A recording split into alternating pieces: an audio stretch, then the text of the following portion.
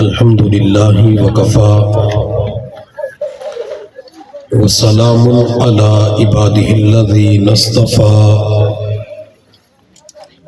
اما بعد فاعوذ باللہ من الشیطان الرجیم بسم اللہ الرحمن الرحیم ان اللہ یحب المحسنین وقال اللہ تعالی فی مقام آخر وبشر المحسنين وقال الله تعالى في مقام آخر إنا كذلك نجزي المحسنين وقال الله تعالى في مقام آخر إن رحمة الله قريب من المحسنين وقال الله تعالى في مقام آخر إن الله لمع المحسنين سبحان ربك رب العزة عما يصفون وسلام على المرسلين والحمد لله رب العالمين اللهم صل على سيدنا محمد وعلى آل سيدنا محمد وبارك وسلم اللهم صل على سيدنا محمد وعلى آل سيدنا محمد وبارك وسلم اللهم صل على سيدنا محمد وعلى آل سيدنا محمد وبارك وسلم اللہ رب العزت نے ہمیں اپنی بندگی اور عبادت کے لیے پیدا فرمایا ہے۔ اس دنیا کے اندر ہر انسان کی یہ تمنا، چاہت اور آرزو ہوتی ہے کہ اللہ تعالی مجھ سے محبت فرمائے۔ ایک ہوتا ہے کہ بندہ اللہ تعالی سے محبت کرے، اور دوسرا یہ کہ اللہ تعالی بندے سے محبت فرمائے۔ مالک بن دینار رحمۃ اللہ علیہ فرماتے ہیں کہ میں ایک مرتبہ سویا ہوا تھا تو میں نے خواب کے اندر فرشتے کو دیکھا جو چند لوگوں کے نام لکھ رہا تھا۔ میں نے پوچھا کہ آپ کن کے نام لکھ رہے ہیں؟ فرشتے نے جواب دیا، مالک میں ان لوگوں کے نام لکھ رہا ہوں جو اللہ سے محبت کرتے ہیں۔ مالک بن دینار فرماتے ہیں میں نے پوچھا میرا نام بھی لکھا ہوا ہے؟ فرشتے نے جواب دیا، مالک آپ کا نام نہیں لکھا ہوا۔ مالک بن دینار فرماتے ہیں جب میری آنکھ کھلی میں رب کے سامنے رویا، اللہ کیا میں آپ سے محبت نہیں کرتا؟ اللہ کیا میں آپ کے محبین کے اندر شامل نہیں ہوں؟ مالک بن دینار فرماتے ہیں چند دن تک رب ذوالجلال کے سامنے میں روتا رہا، آہوزاری کرتا رہا۔ چند دنوں کے بعد میں نے اسی فرشتے کو خواب کے اندر دیکھا جو لوگوں کے نام لکھ رہا تھا۔ میں نے پوچھا اب کن کے نام لکھ رہے ہو؟ فرشتے نے جواب دیا، مالک میں ان لوگوں کے نام لکھ رہا ہوں جن سے اللہ خود محبت فرماتے ہیں۔ مالک بن دینار فرماتے میں نے پوچھا کیا میرا بھی نام لکھا ہوا ہے؟ فرشتے نے جواب دیا، مالک آپ کا نام سب سے اوپر لکھا ہوا ہے۔ مالک بن دینار فرماتے میں نے پوچھا اس کی وجہ کیا ہے؟ فرشتے نے جواب دیا، مالک آپ اللہ کے بندوں سے محبت کرتے ہیں اس لیے اللہ بھی آپ سے محبت کرتا ہے۔ اگر ہم دنیا کے اندر رہتے ہوئے اللہ کے بندوں سے محبت کریں اللہ ہم سے محبت فرمائیں گے۔ بندوں کے اندر مدرسے کا انتظام چلانے والا محتمم بھی آتا ہے، مسجد کے اندر نماز پڑھانے والا، صبح و شام بچوں کو قرآن پڑھانے والا، جمعے کا بیان کرنے والا، اگر ان کے ساتھ آج کی دنیا میں لوگ محبت کرنا شروع کر دے، اللہ اس محبت کی بدولت اپنی محبت عطا فرمائیں گے۔ اس لیے علماء، طلباء، قراء، علماء سے محبت کیا کریں۔ آج کے معاشرے میں کئی مرتبہ لوگ ایک جملہ استعمال کرتے ہیں، اگر مولوی بخشے گئے تو ہم بھی بخشے گئے، اگر مولوی جنت میں گئے تو ہم بھی جنت میں جائیں گے۔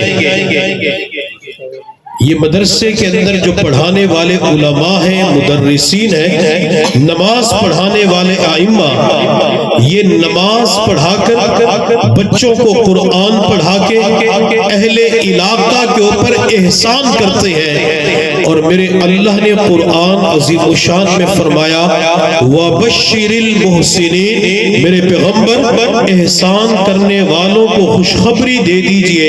اللہ وہ خوشخبری کیا ہے؟ مسجد کے اندر 5 وقت کی نماز پڑھانے والا یہ بھی لوگوں کا محسن ہے، بچوں کو قرآن کا حافظ بنانے والا یہ بھی احسان کرنے والا ہے، نماز جمعہ کے موقع پہ بیان کر کے لوگوں کے ایمان کی حفاظت کرنے والا یہ بھی محسن ہے۔ اللہ ان کے لیے خوشخبری کیا ہے؟ اللہ ان کا بدلہ کیا ہے؟ میرے اللہ نے 29ویں پارے کے اندر ارشاد فرمایا ان المتقین فی ظلال وعیون وفواکہ مما یشتہون کلوا واشربوا ہنیئا بما کنتم تعملون انا کذالک نجزی المحسنین۔ اللہ نے جنت کی نعمتوں کا تذکرہ کرتے ہوئے ارشاد فرمایا کہ جو احسان کرنے والے ہیں میں قیامت کے دن جنت کی صورت میں انعام اور بدلہ عطا کروں گا۔ اب یہ مدرسے کے اندر پڑھانے والا مولوی، مسجد کے اندر نماز پڑھانے والا مولوی احسان کر کے بدلے کی صورت میں جنت حاصل کر کے جنت کی طرف جا رہا ہوگا، اس وقت لوگ حسرت افسوس کریں گے کاش میں نے دنیا کے اندر علماء کو برا بھلا نہ کہا ہوتا، میں نے علماء کو نفرت کی نگاہ سے نہ دیکھا ہوتا، میں نے دنیا کے اندر ہر مولوی کو محبت کی نظر سے دیکھا ہوتا۔ اللہ آج ان کی معیت کے اندر مجھے بھی جنت میں داخل فرما دیتے۔ علماء سے محبت کرنی چاہیے، علماء کو پیار کی نگاہ سے دیکھنا چاہیے۔ اور یہ جو مدرسے کے اندر پڑھنے والے طلباء، پڑھانے والے اساتذہ ہوتے ہیں، یہ جب مدرسے کی 4 دیواری کے اندر داخل ہوتے ہیں یہ عام بندے کے مہمان نہیں ہوتے، یہ مدرسے کے اندر پڑھنے والے طلباء، پڑھانے والے علماء، قراء، ائمہ یہ حضور کے مہمان ہوتے ہیں۔ جو حضور کا مہمان بن کے مدرسے کی 4 دیواری کے اندر داخل ہو جائے، کیا اللہ اس کو بھوکا سلاتے ہیں؟ کیا اللہ اس کو بھوکا رکھتے ہیں؟ کیا اللہ تعالیٰ اس کو پریشان کرتے ہیں؟ دنیا والے باہر تو پریشان کرتے ہیں، لیکن مدرسے کی 4 دیواری کے اندر اللہ انہیں پریشان نہیں رکھتے، یہ حضور کے مہمان ہوتے ہیں۔ اللہ ان کے لیے پھر کھانے کا انتظام بھی فرما دیتے ہیں۔ علامہ ابن جریر طبری رحمۃ اللہ علیہ فرماتے ہیں ہم 3 دوست تھے اور علم حاصل کرنے کے لیے مدینہ المنورہ کی طرف چلے گئے، مسجد نبوی کے اندر ہمیں داخلہ مل گیا اور ارادہ یہ تھا مسجد نبوی کے اندر رہ کر حضور کی حدیثوں کا علم حاصل کریں گے۔ میں یہاں پہ نوجوانوں سے درخواست کروں گا، کئی مرتبہ ہمارے نوجوان جو سکول، کالج، یونیورسٹی کے اندر پڑھنے والے ہوتے ہیں، جب ان کے سامنے حضور کی حدیث بیان کی جاتی ہے تو غصے میں آ کر کہہ دیتے ہیں مجھے اس حدیث کے اوپر اعتراض ہے۔ اور کئی مرتبہ آج کا نوجوان یوں بھی کہہ دیتا ہے میں اس حدیث کو نہیں مانتا، جو یوں کہے مجھے اس حدیث کے اوپر اعتراض ہے، میں پیغمبر کی فلاں حدیث کو نہیں مانتا، کیا اس کا ایمان باقی رہے گا؟ ایمان اس اس کا باقی نہیں رہتا، ایمان اندر سے نکل جاتا ہے۔ جب بھی ہمارے سامنے حضور کی حدیث آئے تو اپنی آنکھوں کو، اپنے سر کو جھکا کے کہے میں حضور کی حدیث کو مانتا ہوں، میں حضور کی حدیث پہ ایمان رکھتا ہوں، میں حضور کی حدیث پہ عمل بھی کروں گا۔ جو بندہ محبت کا اظہار کرتا ہے اللہ پھر اسے حضور کی محبت عطا فرما دیتی ہے۔ امام مالک رحمۃ اللہ علیہ فرماتے ہیں کہ ایک مرتبہ مدینہ المنورہ کے اندر بارش ہوئی تو نہانے کے لیے میں پہاڑوں کی طرف نکل گیا۔ جس راستے پہ میں چل رہا تھا اسی راستے پہ مدینہ کا گورنر بھی چل رہا تھا۔ جب مدینہ المنورہ کے گورنر کی نظر امام مالک کے چہرے پہ پڑی، وہ حضرت کے قریب آیا اور آ کر کہنے لگا حضرت میرے بخت بیدار ہو گئے، مقدر جاگ اٹھے، آپ کا دیدار نصیب ہو گیا، صحبت نصیب ہو گئی، آپ مجھے راستے کے اندر چلتے چلتے حضور کی ایک حدیث تو سنا دیں۔ میرا جی چاہتا ہے کہ راستے میں چلتے چلتے حضور کی حدیث سنو۔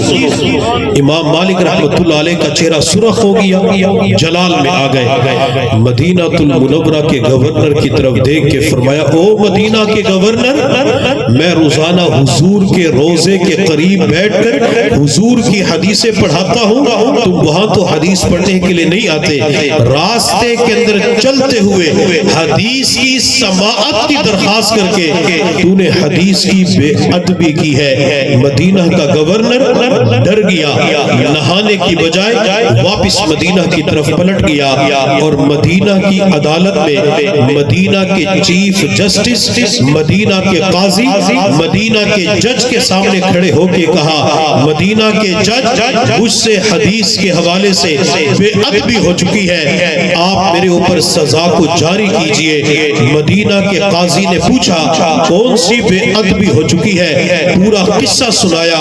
مدینہ کے قاضی نے اسی وقت جلاد کو بلایا اور جلاد کو بلا کے فرمایا اسے 40 کوڑے مارو۔ مدینہ کی عدالت میں مدینہ کے گورنر کو ایک حدیث کی وجہ سے 40 کوڑے مارے گئے۔ کس نے جا کر امام مالک کو بتلایا حضرت آج مدینہ کی عدالت میں مدینہ کے گورنر کی کمر پہ 40 کوڑے لگے ہیں۔ امام مالک حیران پریشان ہو گئے کہ مدینہ کا گورنر حضور کی حدیثوں سے اتنی محبت کرتا ہے، حضور سے اتنا پیار کرتا ہے۔ وہ پوری رات گزر گئی، جب اگلا دن ہوا امام مالک رحمت اللہ علیہ مسجد نبوی کے اندر جب اپنی مسند پہ جلوہ افروز ہوئے حدیث پڑھانے کے لیے، امام مالک کے سامنے طلباء کا جمع غفیر تھا۔ امام مالک کے سامنے ایک شخصیت سر جھکا کے بیٹھی ہوئی تھی، وہ عام شخصیت مدینہ المنورہ کا گورنر تھا، سر جھکا ہوا تھا، دو زانو حالت کے اندر بیٹھا تھا۔ امام مالک نے جب مدینہ کے گورنر کی طرف دیکھا تو مدینہ کے گورنر نے امام مالک کی خدمت میں عرض کیا حضرت کل ایک حدیث کی درخواست کی تھی، آپ ناراض ہو گئے، آج آپ کے سامنے طلباء کے مجمع میں روزے رسول اللہ کے قریب دو زانو حالت کے اندر بیٹھ چکا ہوں، آج تو حضور کی ایک حدیث سنا دے۔ امام مالک رحمت اللہ علیہ نے جب مدینہ کے گورنر کی طرف دیکھا امام مالک کی آنکھوں میں آنسو آ گئے۔ آپ نے ایک حدیث بیان کی، 2 حدیثیں، 5 حدیثیں، 10 حدیثیں، 20 حدیثیں، 40 حدیثیں بیان کر دی۔ مدینہ المنورہ کا گورنر بچوں کی طرح بلک بلک کے رونا شروع کر دیتا ہے۔ امام مالک نے پوچھا مدینہ کے گورنر روتے کیوں ہو؟ مدینہ کا گورنر کہنے لگا حضرت کل ایک حدیث کی درخواست کی، آپ ناراض ہو گئے، آج ایک حدیث کی درخواست کی، آپ نے 40 حدیثیں سنا دی، وجہ کیا ہے؟ امام مالک نے فرمایا مدینہ کے گورنر تو پیغمبر کی حدیث کی وجہ سے اپنی کمر پہ 40 کوڑے کھا کے آیا ہے۔ میرے ضمیر نے کہا مالک ایک کوڑے کے بدلے ایک حدیث پڑھا دے، میں نے 40 کوڑوں کے بدلے 40 حدیثیں پڑھا دی۔ مدینہ کا گورنر روتے ہوئے کہنے لگا حضرت اگر مجھے مجھے پتہ ہوتا ایک کوڑے کے بدلے ایک حدیث پڑھائی جائے گی، کل پورا دن مدینہ کی عدالت میں اپنی کمر کے اوپر کوڑے برداشت کر لیتا اور آج کا پورا دن پیغمبر کی حدیثوں کی سماعتوں کی نظر کر دیتا۔ حضور صلی اللہ علیہ وسلم کی حدیثوں سے اتنا پیار ہوتا تھا، آپ صلی اللہ علیہ وسلم کی حدیثوں سے محبت ہوتی تھی۔ جس کے دل میں حضور کی حدیثوں کی محبت ہوگی، یہ اس بات کی علامت ہے کہ دل کے اندر آمنہ کے لال کی محبت بھی پائی جاتی ہے، دل کے اندر حسنین کریمین کے نانا جان کی محبت بھی پائی جاتی ہے۔ تو بات میں کر رہا تھا علامہ ابن جریر طبری رحمۃ اللہ علیہ کی، فرماتے ہم 3 دوست سے مسجد نبوی کے اندر پہنچے، داخلہ مل گیا لیکن مسجد نبوی کے اندر کھانے کا کوئی انتظام نہیں تھا۔ تو میں نے اپنے دوستوں سے کہا کہ ایک دن کمانے کے لیے ایک جائے گا 2 علم حاصل کریں گے، اگلے دن پھر دوسرا جائے گا 2 علم حاصل کریں گے۔ حضرت فرماتے ہیں کہ پہلے دن ایک دوست کیا، اگلے دن دوسرا دوست کیا، جب تیسرے دن میری باری آئی تو میں نے اپنے دوستوں سے کہا میں کمانے کے لیے نہیں جاتا، ہم حدیث کا علم حاصل کرنے کے لیے آئے ہیں، اللہ انتظام فرمائیں گے۔ دوست کہنے لگے واہ یہ کیسی بات ہے، ہمیں بھیجتے رہے جاؤ کمانے کے لیے، روٹی لینے کے لیے خود نہیں جاتے۔ حضرت فرماتے میں نے دوستوں کو سمجھایا اللہ انتظام فرمائیں گے۔ فرماتے پورا دن بھوک کی حالت میں گزر گیا، دوسرا دن بھی بھوک کی حالت میں گزر گیا، جب تیسرا دن ہوا تو اٹھنا مشکل ہو گیا، چلنا مشکل ہو گیا۔ میں مسجد نبی کی دیواروں کا سہارا لیتے ہوئے حضور کے روضے پہ پہنچ گیا۔ اللہ تعالیٰ آپ سب کو مکہ اور مدینہ دکھائے، اللہ تعالیٰ آپ سب کو گنبد خضرا کی قبولیت والی حاضری نصیب فرمائے۔ آمین تو اونچی آواز سے کہو۔ وہ رب سینوں کے بھید بھی جانتا ہے، وہ آمین کو بھی سنتا ہے۔ اگر رب کی بارگاہ میں مانگیں گے وہ رب ایسا انتظام فرمائیں گے، آپ ہو کے آئیں گے دوستوں سے کہیں گے میرے پلے تو کچھ نہیں تھا بس اللہ نے غیب سے انتظام فرما دیا۔ کسی کہنے والے نے کیا خوب کہا ہے، نظر میں جمال حبیب خدا ہے، نظر میں جمال حبیب خدا، جن کی تصویر سینے میں موجود ہے، جس نے لا کر کلام الہی دیا وہ محمد صلی اللہ علیہ وسلم مدینے میں موجود ہے۔ پھول کھلتے ہیں پڑھ پڑھ کے صلی علی، جھوم کر کہہ رہی ہے یہ باد صبا، ایسی خوشبو چمن کے گلوں میں کہا جو نبی کے پسینے میں موجود ہے۔ ہم نے مانا کہ جنت بہت ہے ہنسی، ہم چھوڑ کر مدینہ نہ جائیں کہیں، یوں تو جنت میں سب ہے مدینہ نہیں، پر مدینے میں جنت بھی موجود ہے۔ اللہ تعالیٰ آپ سب کو وہ جنت کا ٹکڑا ریاض الجنہ دکھائے، اللہ آپ کو ریاض الجنہ جنت کے ٹکڑے پر لمبے سجدے ادا کرنے کی توفیق عطا فرمائے۔ حضرت آدم علیہ السلام کو میرے اللہ نے جب جنت سے دنیا کے اندر بھیجا تو اللہ تعالیٰ نے آدم علیہ السلام کو بیت اللہ کی تعمیر کے موقع پہ ایک پتھر عطا فرمایا جسے حجر اسود کہا جاتا ہے۔ وہ جنتی پتھر آدم علیہ السلام نے اس پتھر کو بیت اللہ کے کونے کے اندر نصب کر دیا۔ اللہ آپ نے آدم کو جنت کا پتھر عطا فرمایا۔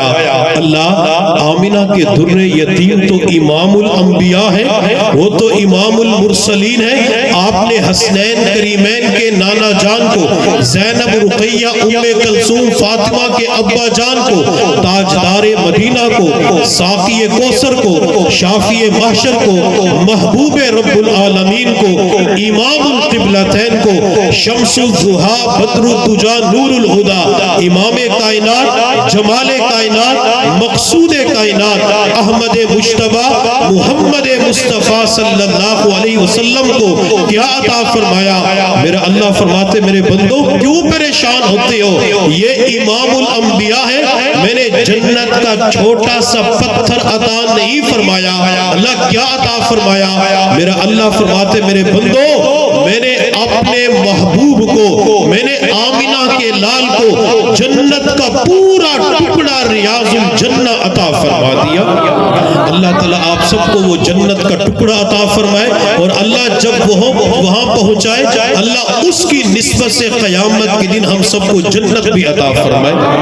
علامہ ابن جریر طبری رحمۃ اللہ علیہ فرماتے ہیں میں مسجد نبی کی دیواروں کا سہارا لیتے ہوئے حضور کے روضے پہ پہنچ گیا، مواج شریف کے سامنے کھڑا ہوا، سبز جالیوں کے سامنے کھڑا ہوا، میں نے وہاں پہ کھڑے ہو کر درود و سلام کے تحفے پیش کیے، الصلاۃ والسلام علیک یا رسول اللہ، الصلاۃ والسلام علیک یا حبیب اللہ، الصلاۃ والسلام علیک یا سید المرسلین و خاتم النبیین۔ حضرت فرماتے میں نے درود و سلام کے تحفے پیش کیے، تحفے پیش کرنے کے بعد، درود و سلام پیش کرنے کے بعد میں نے حضور کی خدمت میں صرف اتنا عرض کیا، یا رسول اللہ الجوع، اللہ کے رسول بھوک لگی ہوئی ہے، یا رسول اللہ چند دن کا بھوکا ہو۔ علامہ ابن جریر طبری فرماتے میں درخواست کر کے اپنی جگہ پہ آ کے بیٹھ گیا، چند ہی لمحے گزرے تھے، مسجد نبی کے دروازے پہ ایک شخص کھڑے ہو کے کہہ رہا تھا ابن جریر طبری کہاں پہ ہے، ابن جریر کہاں پہ ہے۔ فرماتے میرے کانوں کے اندر جب یہ آواز پڑی میں نے ہاتھ بلند کر کے کہا میں اس جگہ پہ موجود ہوں۔ وہ شخص میرے قریب آیا، سر پہ سامان رکھا ہوا تھا، وہ سامان سر سے اتار کے میرے سامنے رکھا، دسترخوان بچھایا، دسترخوان کے اوپر روٹیاں رکھی، سالن رکھا، مجھے کہنے لگا کھانا کھاؤ۔ میں نے کہا تم کون ہو؟ میں تو تمہیں نہیں جانتا۔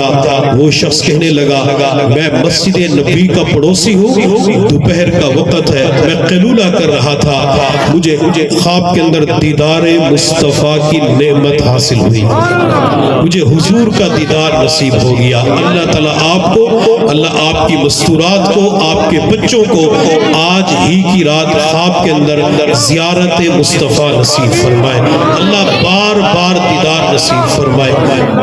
اور جس بندے کو ایک مرتبہ حضور کا دیدار نصیب ہو جاتا ہے اس کا فائدہ کیا ہوتا ہے؟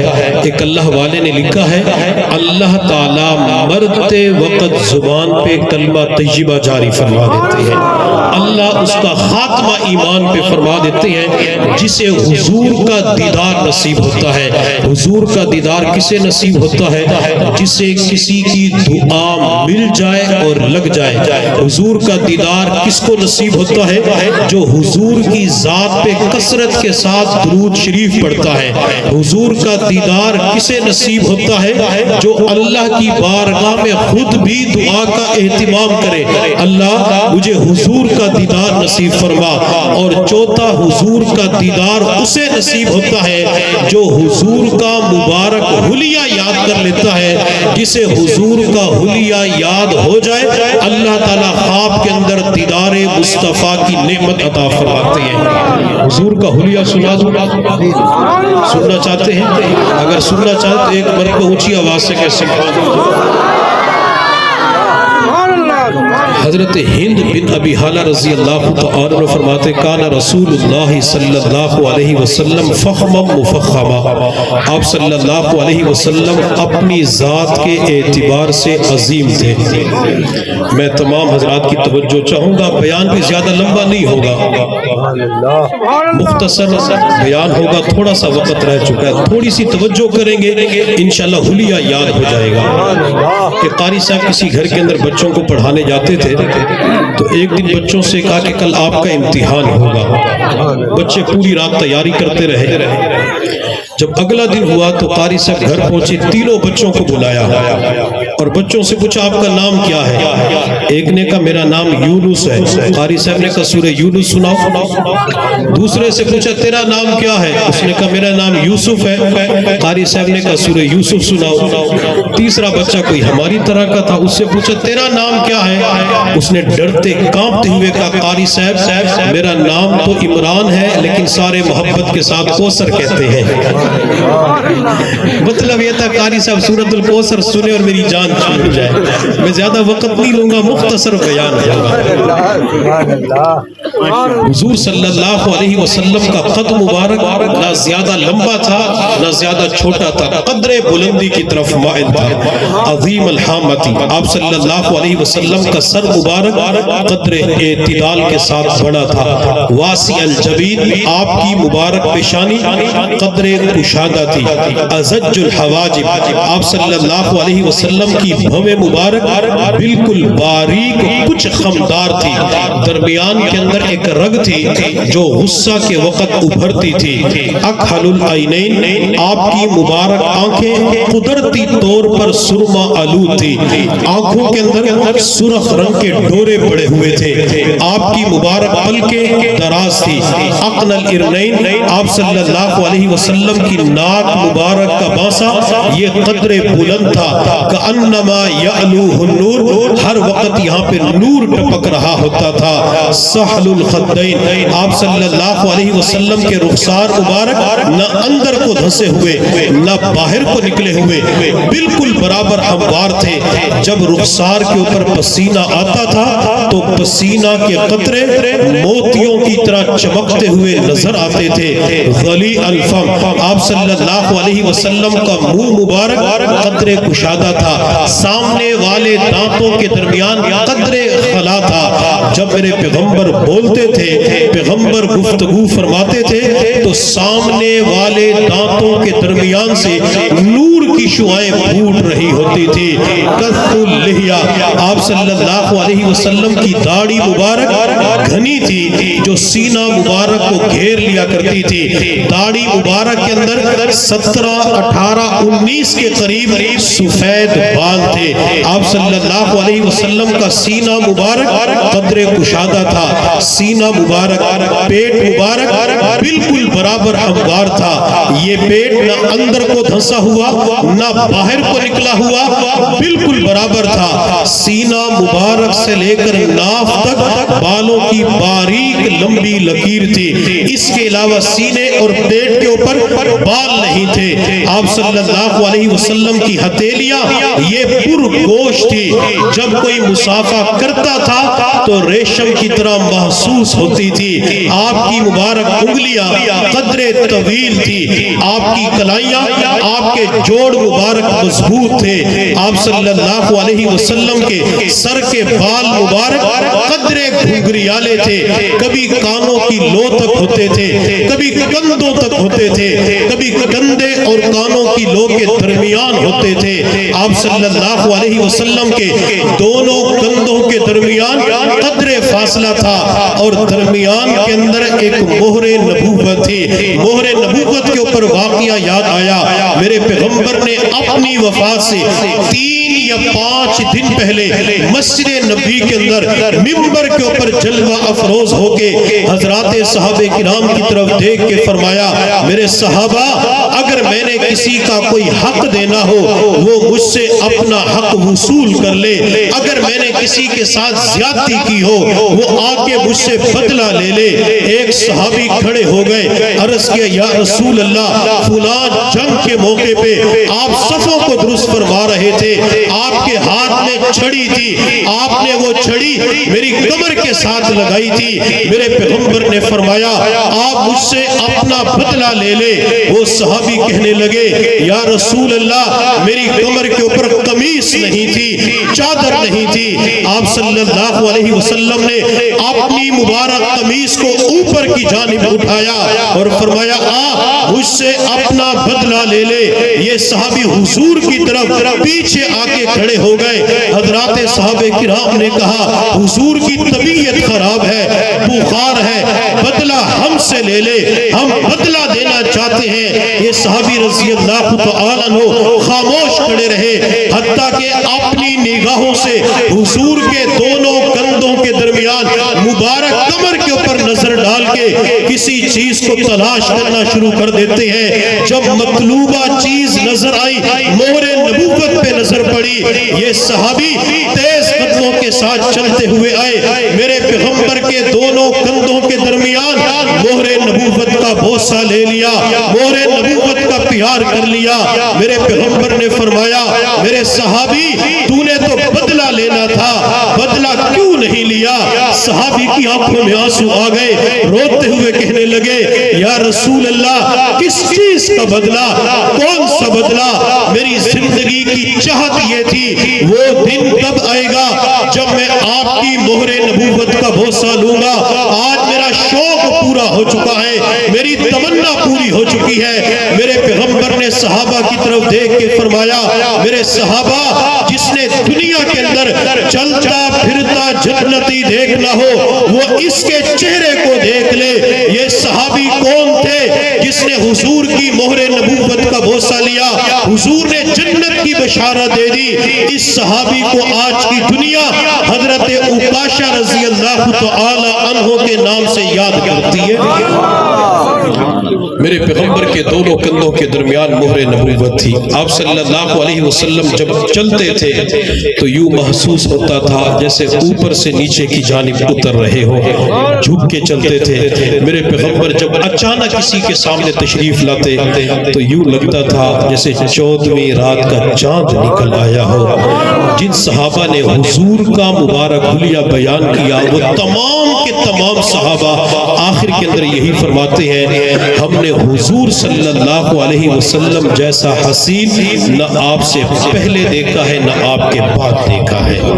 اللہ نے اتنا حسین حضور کو بنایا۔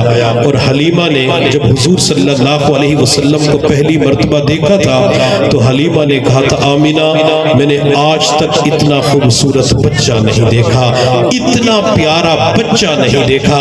پھر کسی کہنے والے نے کیا خوب کہا، اگر حضور کا عشق رکھتے ہیں، حضور کی محبت رکھتے ہیں تو زبان سے داد ضرور دیجئے گا حلیمہ میں تیرے مقدراں تو صدقے، حلیمہ میں تیرے مقدراں تو صدقے، تو مدنی دا جھولا جھلیندی بھی ہو سے سوہنے دا مکڑا نورانی نورانی، تو تکدی تا رہیے مہندی بھی ہو سے انگلی نہ پاکے وہڑے دے اندر خدا دے سجنو ٹریندی بھی ہو سے کدی نال نزاکت دے وچ سوہنا اور رسدا بھی ہو سی تو منیندی بھی ہو سے محبت دے وچ آکے بوسے دی خاطر لباں کو لباں وچ ملیندی بھی ہو سے نوا کے سجا کے کجلا بھی پاکے تو تھوڑی ہلا کے ہسیندی بھی ہو سے۔ اللہ تعالی ہم سب کو حضور کی سچی محبت نصیب فرمائے۔ تو بات میں کر رہا تھا کہ اس شخص نے ابن جریر طبری کے سامنے کھانا رکھا اور کہا کہ مجھے خواب کے اندر حضور کی زیارت نصیب، مجھے حضور نے فرمایا کہ تو گھر کے اندر سویا ہوا ہے جبکہ میرا مہمان بھوکا بیٹھا ہوا ہے، جاؤ میرے مہمان کو کھانا کھلا کے آؤ۔ اور یہ مہمان کون تھا؟ علم حاصل کرنے والا طالب علم تھا۔ علامہ ابن جریر طبری کے سامنے وہ شخص کہنے لگا جب میری آنکھ کھلی میں نے اپنی بیوی کو دیکھا روٹیاں بنا رہی تھی، میں نے اپنی بیوی سے کہا اپنے لیے روٹیاں بعد میں پکا لینا، پہلے یہ کھانا میں حضور کے مہمان کو کھلا دیتا ہوں۔ کھانا اٹھا کے میں پہنچ چکا ہوں۔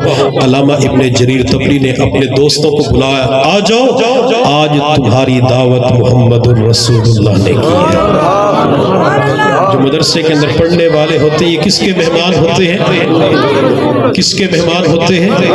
حضور کے مہمان ہوتے ہیں۔ تو طلباء کو نفرت کی نگاہ سے دیکھیں گے، طلباء کو علماء کو محبت کی نظر سے دیکھیں گے۔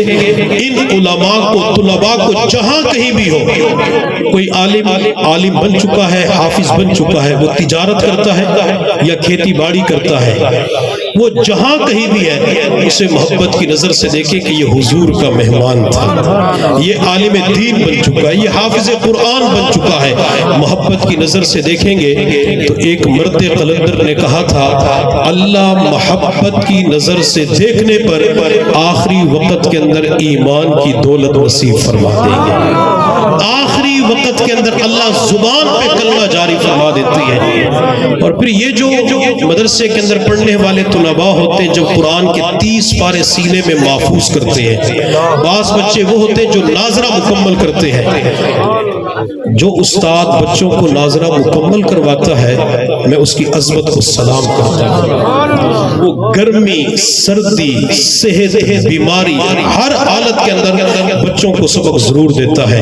ہر جگہ چھٹی ہوتی ہے لیکن مدرسے کے استاد کی چھٹی نہیں ہوتی. وہ اپنے بچوں کو روحانی شاگردوں کو سبق ضرور دیتا ہے. اب ایک والد اسی چک کا اپنے بچے کو لے کر قاری نصر اللہ صاحب دامت برکاتہ عالیہ کے پاس آتے. قاری صاحب بچے کو بسم اللہ شروع کرواؤ, بچے کو قاعدہ پڑھاؤ. تو قاری صاحب کہتے ہیں پریشان نہ ہو, یہ ناظرہ بھی پڑھے گا, حفظ بھی مکمل کرے گا. حتیٰ کہ چند مہینوں کے بعد جب قاری صاحب اس بچے کا ناظرہ مکمل کرواتے ہیں, والد کھیتوں کے اندر پانی لگا رہا ہے, وہ کھاد دے رہا ہے, وہ سپرے کر رہا ہے, ادھر بچے کا مدرسے کے اندر آخری سبق ہے, ناظرہ مکمل کر رہا ہے.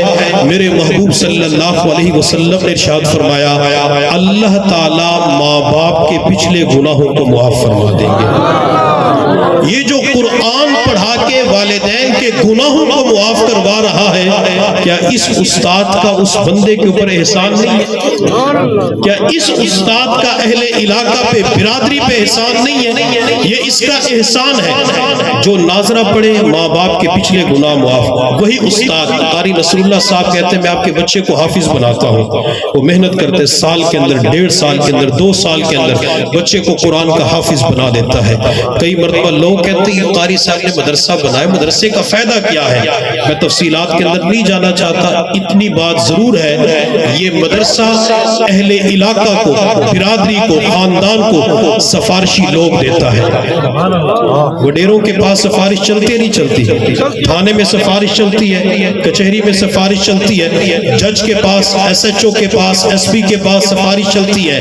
یہ ہمیں سفارشی لوگ دیتے ہیں. لیکن کیسے سفارشی لوگ؟ ان کی سفارش کچہری میں نہیں چلتی, تھانے کے اندر, عدالت میں نہیں چلتی. ان کی سفارش کل قیامت کے دن رب ذوالجلال کی بارگاہ میں چلے گی. جب کسی بچے کے سامنے برادری کے, خاندان کے افراد کھڑے ہوں گے, سر جھکا ہوا ہوگا, اللہ کی طرف سے اعلان ہو چکا ہوگا جہنمی جہنمی جہنمی جہنمی, سر جھکے ہوئے. اس بچے کو کوئی چچا ہوگا, کوئی تایا ہوگا, کوئی ماموں ہوگا, بھائی ہوگا, خالو ہوگا, پریشان کھڑے ہوں گے. اللہ اس بچے سے فرمائیں گے حافظ قرآن میرے کلام کو یاد کیا تھا, قاری نصر اللہ کے پاس پڑھا تھا, آج دن کی سفارش کر. تو سفارش کرے گا, میں تیری سفارش کی وجہ سے, تو جس کی طرف ہاتھ کی انگلی سے اشارہ کرے گا, میں آج تیری وجہ سے 10 بندوں کو جنت کے اندر بھیج دوں گا. تکبیر, ختم نبوت, تاج و تخت ختم نبوت, امت قرآن, مولانا پیر عامر اختر صاحب مجددی. بچہ خاندان کے اندر سفارش کرے گا, 10 بندے جنت کی طرف چلے جائیں گے. اور یہ 10 بندے کون جائیں گے؟ جو دنیا کے اندر کہتے تھے بیٹا قرآن حفظ کرو, ہم تمہارے ساتھ ہیں. وہ حوصلہ افزائی کرتے تھے, سپورٹ کرتے تھے. اور جو دنیا کے اندر یہ کہتے تھے مولوی بن گیا تو کھائے گا کہاں سے, مولوی کی عزت نہیں ہوتی, ان کے حق میں سفارش قبول نہیں ہوگی. اچھا والدین کو کیا ملے گا؟ اللہ ایک تو والد کے سر پہ سونے کا تاج سجائیں گے, ماں کو جنتی ریشمی لباس دیا جائے گا. اور ایک حدیث کے اندر حضور صلی اللہ علیہ وسلم نے ارشاد فرمایا اللہ تعالیٰ ماں باپ کے گلے میں سونے کا ہار پہنا دیں گے. بچے حافظ بنتے ہیں تو ان کے گلے میں پھولوں کا ہار ڈالا جاتا ہے, اللہ ماں باپ کے گلے میں سونے کا ہار ڈال دیں گے. اور کئی مرتبہ ایسا ہوتا ہے کہ علاقے والے مدرسے کے اندر آتے ہیں, کہتے ہیں قاری صاحب میں نے بچوں کی دعوت کرنی ہے, میں نے بچوں کو کھانا کھلانا ہے. وہ 5 بچوں کو کھانا کھلاتے, 10 بچوں کو کھانا کھلاتے. اس کھانا کھلانے پر کیا ملے گا؟ میرے محبوب صلی اللہ علیہ وسلم نے ارشاد فرمایا جس نے کسی ایک طالب علم کو کھانا کھلایا, اس طالب علم کے سینے میں جتنا قرآن ہوگا اللہ اس قرآن کے ایک حرف کے بدلے کھانا کھلانے بنانے والے کو 10 نیکیاں عطا فرمائیں گے۔ اور جب قیامت کا دن ہوگا میرا اللہ فرمائے گا میرے بندے تو نے حافظ قرآن کا اکرام کیا، ضیافت کی، دعوت کی، اس وجہ سے کہ اس کے سینے میں میرا کلام ہے، آج کے دن تیرے لیے میں کافی ہوں، اور جس کے لیے اللہ کافی ہوں گے اللہ اس کے لیے جنت کا دروازہ کھول دیں گے۔ اس لیے اپنی زندگی کے اندر طلباء کا اکرام کرنا چاہیے، ان کی دعوت کرنی چاہیے۔ اگر طلباء کی دعوت نہیں کر سکتے، محلے کے اندر کوئی بچہ نظر آ جائے، کوئی معصوم طالب علم نظر آ جائے، اپنی جیب کے اندر جتنی اللہ نے استطاعت دی ہے 10 روپے 20 روپے 50 روپے اس کی مٹھی کے اندر ڈال دیں، اس کی جیب کے اندر ڈال دیں۔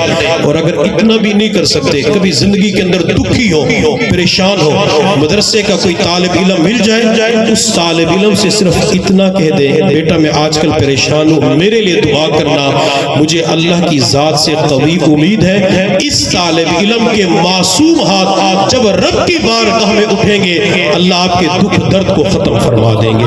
یہ اللہ کے ہاں مقبول ہوتے، اللہ ان کی دعاؤں کو قبول فرماتے ہیں۔ اللہ رب العزت کی بارگاہ میں دعا ہے اللہ تعالی ہم سب کو علماء اور طلباء کی مدارس کی سچی محبت نصیب فرمائے۔ وآخر دعوانا ان الحمد للہ رب العالمین۔